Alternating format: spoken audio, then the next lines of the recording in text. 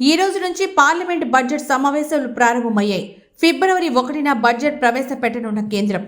రేపు 11 గంటలకు బడ్జెట్ ప్రవేశపెట్టనున్న నిర్మలా సీతారామన్.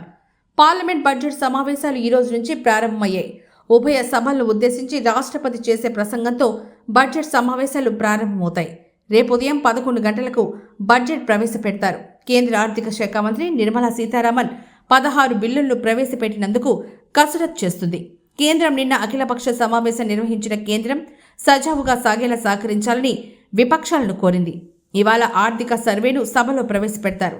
ఇవాళ నుంచి ఫిబ్రవరి 13 వరకు, మార్చి 10 నుంచి ఏప్రిల్ 4 వరకు 2 విడతల్లో బడ్జెట్ చేసే జరగనున్నాయి. మహాకుంభమేళా తొక్కిసలాట, నిరుద్యోగం, ధరల పెరుగుదల, రైతుల దుస్థితిపై ప్రస్తావిస్తామని చెప్పింది కాంగ్రెస్. ఇక నిర్మలమ్మ ప్రవేశపెట్టబోయే 8వ బడ్జెట్ ఊరటనిస్తుందా లేదా ఉసురుమనిపిస్తుందా అని దేశం యావత్తు ప్రజల్లో చర్చ జరుగుతోంది.